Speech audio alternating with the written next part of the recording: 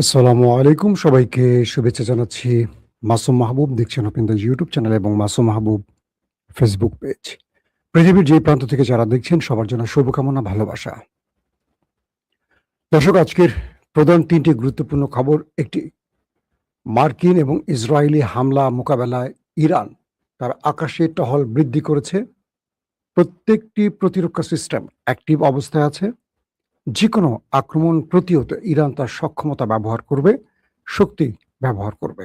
IRGC এবং ইরানের বিমান বাহিনী সর্বোচ্চ সতর্ক এবং প্রস্তুত। ২ নম্বর গুরুত্বপূর্ণ খবর, পাকিস্তান ভারত সীমান্তে তার ড্রোন পাঠিয়ে সেখানে নতুন করে উত্তেজনা সৃষ্টি করছে। বলা হচ্ছে পাকিস্তান তার প্রতিরক্ষা ব্যবস্থা এবং মিসাইল সীমান্তে প্রস্তুত করছে, যাতে করে মনে হচ্ছে আবার একটি যুদ্ধের মেঘ ঘনীভূত হচ্ছে দুই দেশের মধ্যে। কি ঘটতে যাচ্ছে সেখানে সেটাও জানাবো। ৩ নম্বর, বাংলাদেশের সাহসী পররাষ্ট্র প্রতিমন্ত্রী হুমায়ুন কবির বৃহস্পতিবার সৌদি আরবের রিয়াদে যাচ্ছেন। ওয়াইসির এই মিটিংয়ের পাশাপাশি মক্কা চুক্তি বিষয়ে অগ্রগতি হতে যাচ্ছে।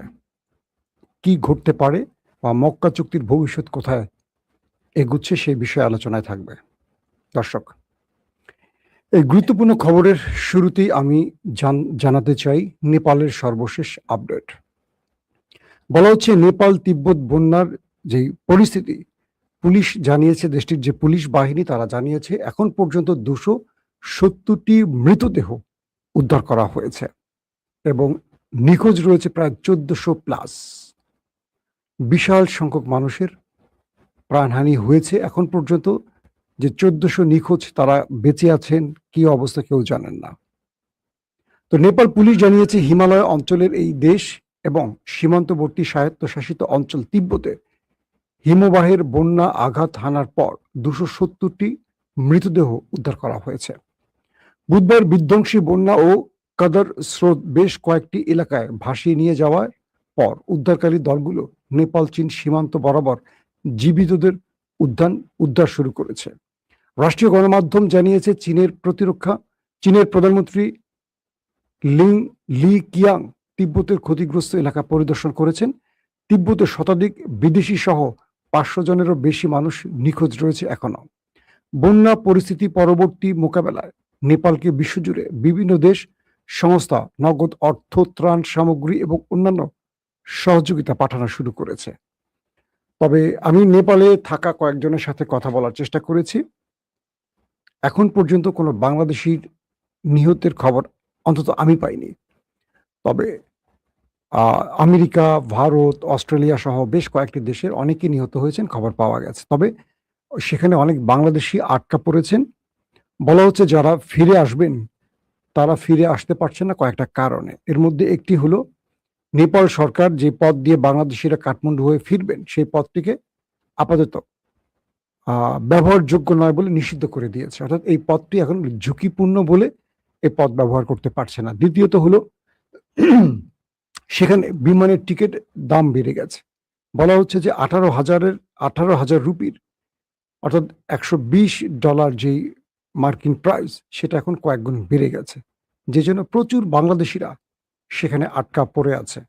আশা করব বাংলাদেশের যে এম্বাসি আছে সেখানে দ্রুত বাংলাদেশিদের দেশে পাঠাবার জন্য পদক্ষেপ নেবেন।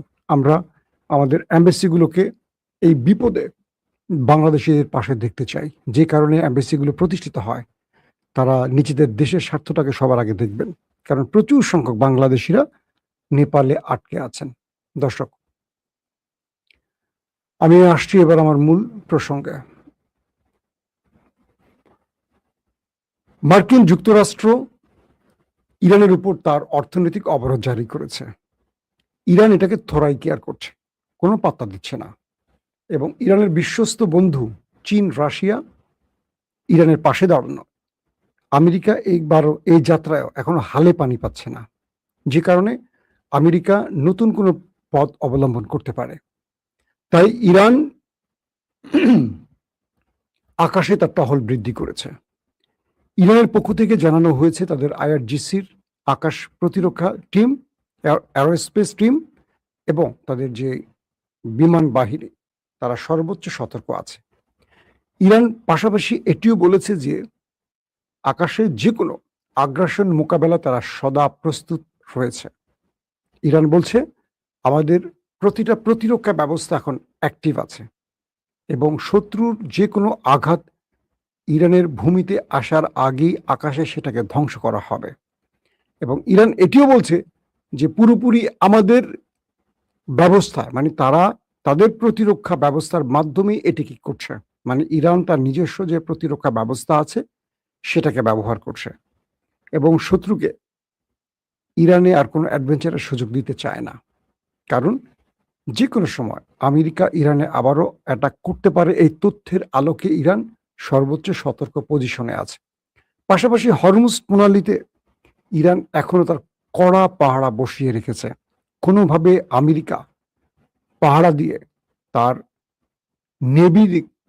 নেভাল টিমকে দিয়ে অথবা তার সেনাবাহিনীকে পাঠিয়ে বা অ্যাটাকিং হেলিকপ্টার পাঠিয়ে ওয়ারশিপ পাঠিয়ে কোনো জাহাজকে হরমুজে ঢোকানো কিংবা বের করার দুঃসাহস করতে পারছে না। মাঝখানে গতকালকে বা পরশুদিন আমেরিকার ওয়ারশিপ, তাদের সেনাবাহিনী এবং আকাশে হেলিকপ্টার একটি তেলের ট্যাঙ্কারকে হরমুজ থেকে বের করার চেষ্টা করলে ইরান সেই যে তেলের ট্যাঙ্কারে অ্যাটাক করে সেটাকে ধ্বংস করে দেয়। এরপর আমেরিকা সেখান থেকে দ্রুত কেটে পড়ে। সবচেয়ে মজার বিষয় হলো ইরানের এই প্রকাশ্য হামলার পর আমেরিকা এখন পর্যন্ত ইরানে কোনো পাল্টা জবাব দেয়নি। তার মানে আমেরিকা ইরানের সাথে হয়তোবা আর যুদ্ধে যেতে চাইছে না, তাই আমেরিকা ইরানের উপর অর্থনৈতিক অবরোধ জারি করেছে। কিন্তু ইরানের এই অর্থনৈতিক অবরোধ পূর্বেও বহাল ছিল, তো ইরান এটাকে নতুন করে ফেস করছে না। তারা পূর্বের অভিজ্ঞতায় কাজে লাগাচ্ছে। তাদের অন্যতম মিত্রদের সাথে ইরান এখন পর্যন্ত সম্পর্ক বজায় রেখেছে এবং মিত্ররা ইরানের পাশে থাকার ঘোষণা দিয়েছে। এবং ইরান এটিও বলছে যেহেতু আমাদের উপর অবরোধ জারি করা হয়েছে, আমরা হরমুজ বাবুল মান্দাব দিয়ে কোনো জাহাজকে ঢুকতে আর বেরোতে দেব না। অর্থাৎ ইরান যদি অর্থনৈতিক সংকটে পড়ে, পুরো পৃথিবীর মানে বিশ্ব ব্যবস্থায় যে অর্থনীতি সেটাকেও চরিত্র পাল্টে দেবে ইরান। এবং যারা আমেরিকার এই আহ্বানে অর্থাৎ আমেরিকার এই অবরোধে শরিক হবে, আমেরিকার পক্ষে দাঁড়াবে, সেই সব দেশকেও জ্বালানি সংকটে ফেলতে ইরান সবকিছু করবে। অর্থাৎ ইরান এক প্রকার জ্বালানির যুদ্ধ শুরু করে দিয়েছে। হরমুজ দিয়ে কোনো ইউরোপীয় জাহাজ ঢুকতে কিংবা বের হতে পারছে না, যারা আমেরিকার সাথে এই বাণিজ্যিক অবরোধে সম্পৃক্ত হয়েছে। 3 নম্বর গুরুত্বপূর্ণ খবর, সেটি হলো হঠাৎ করে আপনারা জানেন যে 19, 20, 21 এই 3 দিন তুরস্ক থেকে C-130 হারকিউলিস এবং আরো কয়েক ভেরিয়েন্টের পরিবহন বিমান তুরস্ক থেকে পাকিস্তানে প্রবেশ করেছে। বলা হচ্ছে নূর খান এবং মাসরুর সহ আরেকটি বেইজে, এই 3টি বেইজে প্রচুর পরিমাণ তুর্কি সামরিক অস্ত্র পাকিস্তানে পৌঁছানো হয়েছে।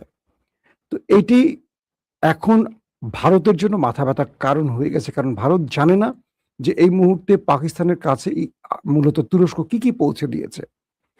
তো হঠাৎ করে পাকিস্তান তুর্কি TV-2 ড্রোন একদম ঠিক ভারতীয় সীমান্তের পাঠিয়েছে। বলা হচ্ছে এই সার্ভিলেন্স ড্রোনগুলো উপরে তার সবচেয়ে পাওয়ারফুল ক্যামেরা বা সেন্সর মাধ্যমে ভারত সীমান্তে কোন পজিশনে কি করছে তার সকল ডাটা সংগ্রহ করছে। অর্থাৎ সীমান্তে ভারত কোনো বড় পরিকল্পনা নিয়ে আসছে কিনা। পাশাপাশি এই ড্রোনগুলো আপনারা জানেন যে TV-2 ড্রোন দিয়ে আজারবাইজান আর্মেনিয়ার যুদ্ধে তুরস্ক খেলা দেখিয়েছিল এবং আর্মেনিয়াকে এক প্রকার পরাজিত করেছিল আজারবাইজান বা আজারিরা। এই TV-2 ড্রোন, আকিঞ্জি ড্রোন, সে সবচেয়ে বেশি TV-2 ড্রোনের আলোচনা এসেছিল। সেই ড্রোনগুলো এখন ভারত সীমান্তে পাকিস্তান ব্যবহার করছে।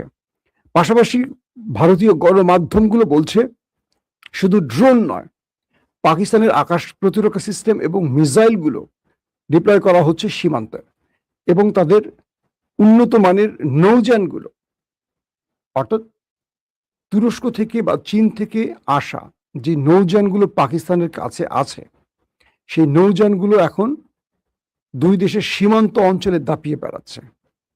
পাকিস্তান হঠাৎ করে সীমান্তে তাদের পাহারা বসালো কেন, বা সীমান্তে উত্তেজনা বাড়াতে চাচ্ছে কেন? যখন এই মক্কা চুক্তিটি হয়ে গেল, এরপর পাকিস্তান মোটামুটি একটা বড় যুদ্ধের প্রস্তুতি নিচ্ছে। কারণ তাদের কাছে হয়তো বা কোনো তথ্য আছে যে ভারত তার অপারেশন সিঁদুরের দ্বিতীয় ফেজ স্টার্ট করতে পারে। কারণ এই মুহূর্তে ভারত পাকিস্তানে কোনো অ্যাটাক শুরু করার অর্থ হবে ইসরায়েল এবং তুরস্কের মধ্যে যুদ্ধ শুরু করা। কারণ সাম্প্রতিক সময় অনেকগুলো তথ্য আসছে যে ইসরায়েল তুরস্কের যুদ্ধ শুরু করলে যাতে পাকিস্তান কোনোভাবে তুরস্ককে সাহায্য করতে না পারে, এজন্য ভারতের মাধ্যমে পাকিস্তানকে বিজিয়ে রাখা।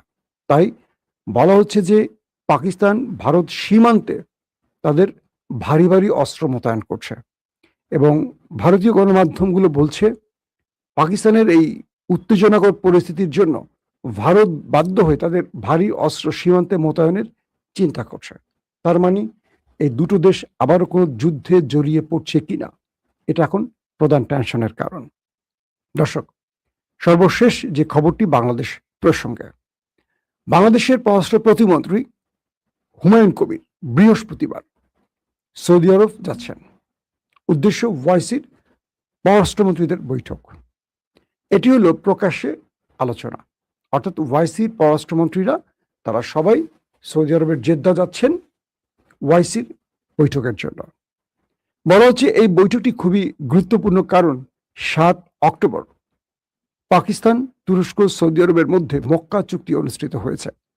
এই তিনটি দেশ নেটোর আদলে একটি চুক্তি করে পৃথিবীতে আলোচনা সৃষ্টি করেছে, এবং ওয়াইসির এই মিটিংয়ে এবার মক্কা চুক্তি ইস্যুটি আলোচনায় থাকবে গুরুত্বের সাথে। কোন কোন মুসলিম দেশ এবার মক্কা চুক্তিতে অংশ নিতে পারে, এটিও আলোচনায় আসবে।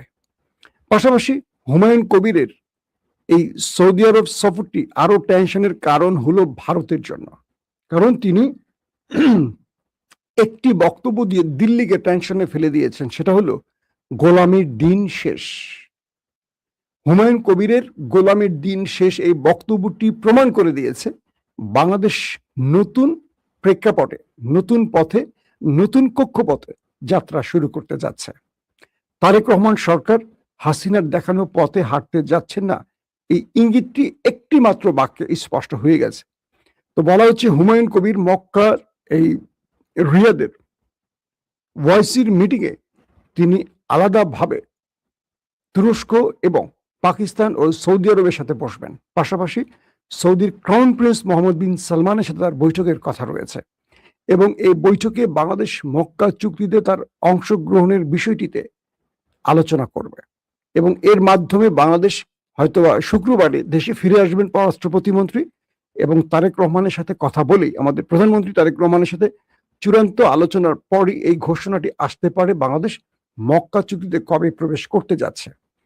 প্রিয় দর্শক, এখন হুমায়ুন কবিরের এই মক্কা চুক্তিটি কেন আলোচিত? কারণ তিনি এই সফরের মধ্য দিয়েই বাংলাদেশের মক্কা চুক্তিতে অংশের বিষয়টিকে মোটামুটি একটা গ্রিন সিগন্যাল দিয়ে আসবেন। হয়তো ঘোষণাটা দেশে ফেরার পর আসতে পারে।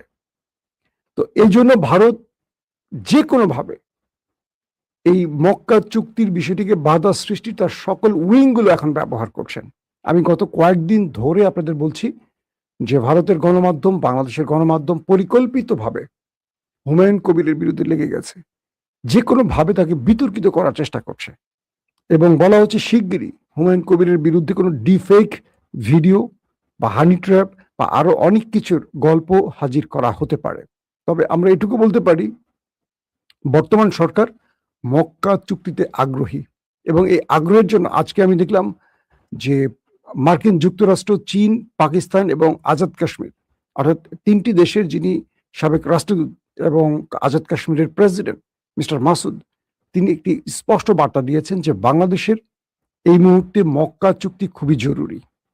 কারণ মক্কা চুক্তির মাধ্যমে বাংলাদেশ তার স্বাধীনতা, সার্বভৌমত্ব রক্ষার একটা বড় রকম সুযোগ তৈরি হবে, যেটা 55 বছর ছিল না। তিনি এটিও বলছেন যে এই চুক্তির মাধ্যমে বাংলাদেশ তার ঐতিহাসিক বিজয়ের পথে হাঁটবে। ঐতিহাসিক বিজয় বলতে কি বোঝেন? গত 55 বছর আসলে বাংলাদেশ কারো গ্রিপে ছিল, বাংলাদেশ এই গ্রিপ থেকে বের হওয়ার একটা রাস্তা খুঁজে পাবে। তিনি এটাও ইঙ্গিত করছেন যে বাংলাদেশ মক্কা চুক্তির মাধ্যমে তার অন্যতম শত্রুর সামনে মাথা উঁচু করে দাঁড়াবার সুযোগ পাবে। কারণ আগে তারা বাঘ হিসেবে দাঁড়াতো, এখন আমরা বিড়াল হিসেবে ছিলাম। এখন বাংলাদেশ মিত্রদের কারণে নিজেকে বাঘ হিসেবে দেখাতে পারবে।